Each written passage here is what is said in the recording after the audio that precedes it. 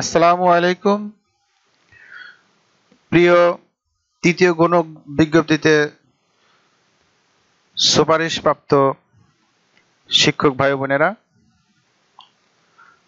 বিশেষ করে আপনাদের যাদের সার্টিফিকেট 2018 এর আগে অর্থাৎ 12/6/2018 তারিখের পূর্বে যারা শিক্ষক নিবন্ধন সনদ প্রাপ্ত হয়েছেন তাদের ক্ষেত্রে সংশোধিত যে পরিপত্র আপনারা দেখতে পাচ্ছেন, এইটা যারা সুপারিশপ্রাপ্ত হয়েছেন এমপিও ভুক্ত হওয়ার জন্য আপনার এই পরিপত্র লাগতে পারে। এই জন্য এই পরিপত্র আপনি সংরক্ষণে রাখতে পারেন। তো এই পরিপত্র আপনি কিভাবে সংরক্ষণে রাখবেন, কোথায় পাবেন সেটা আমি দেখিয়ে দেব।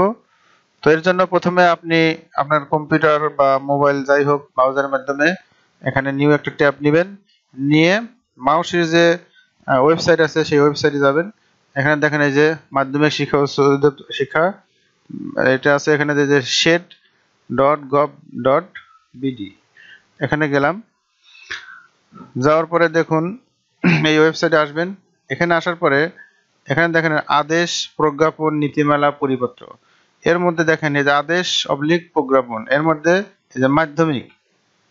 তো এই মাধ্যমের এখানে ক্লিক করব। আমরা এই মাধ্যমিকে ক্লিক করলাম। ক্লিক করার পরে দেখুন এখানে এই যে আসছে প্রথমে এই যে বেসরকারি মাধ্যমিক তৃতীয়, এইটা এই যে এখান থেকে আপনি এই যে 18 তারিখে যেটা এখানে আপনি ডাউনলোড করতে পারেন। ডাউনলোড করলে দেখুন এই যে আপনার এই পরিপত্রটা আসবে। তো এইটা অরিজিনাল, অনেক সময় দৈনিক শিক্ষা.com বা অন্যান্য জায়গায় এগুলো আছে, তো সেখানে দেখা যাচ্ছে সেখান থেকে নিলে আপনি অরিজিনালটা পাবেন না। তো এখান থেকে আপনি সংগ্রহ করতে পারেন। তো এখানে যে নির্দেশনাগুলো দেওয়া আছে সেটাও দেখে নিতে পারেন।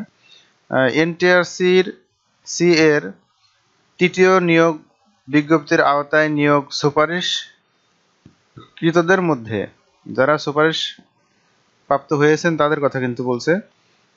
35 বছরের ঊর্ধ্বে বয়সী শিক্ষকদের এমপিভুক্তকরণ সংক্রান্ত।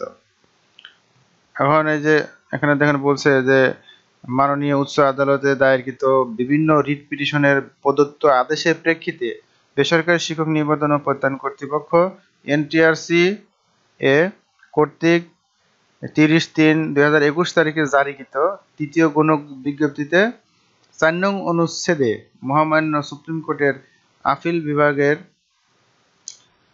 এই যে 39 নাম্বার যে মামলা, সেই মামলার রায় অনুযায়ী 12/6/2018 তারিখের পূর্বে যারা শিক্ষক নিবন্ধন সনদ লাভ করেছেন তাদের ক্ষেত্রে বয়সসীমা শিথিলযোগ্য।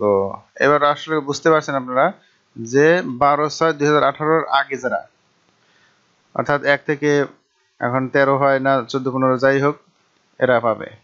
এই জন্য পরবর্তীরা কিন্তু এখানে পাবে কিনা সেরকম কিছু বলা নেই।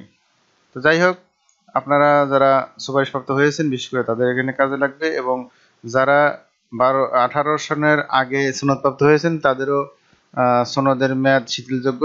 তাদের জন্য সুখবর রয়ে গেছে, সামনে যখন কোনো বিজ্ঞপ্তি হবে তখন তারা আবেদন করতে পারবে, এবং আবেদন করে যদি সে আবেদনে তারা সুপারিশপ্রাপ্ত হন তো তাদের আর এমপিভুক্তির কোনো সমস্যা থাকবে না। আশা করি এই পরিপত্রটা যারা আপনারা সুপারিশপ্রাপ্ত হয়েছেন এবং যারা 2018 এর পূর্বে সনদপ্রাপ্ত উভয়ের ক্ষেত্রে কিন্তু এই পরিপত্রটা লাগবে। এই জন্য আশা করি আপনারা পরিপত্রটা সবাই সংগ্রহ করবেন, আর সংগ্রহ করার জন্য এই ওয়েবসাইট থেকেও সংগ্রহ করতে পারবেন। আবার নিচে আমি আমার ভিডিও ডিসক্রিপশনে আমি লিঙ্ক দিয়ে রাখবো, ইচ্ছা করলে সেখান থেকেও সংগ্রহ করতে পারবেন। আপনাদের সবার শুভকামনা করে এখানে শেষ করছি। আসসালামু আলাইকুম।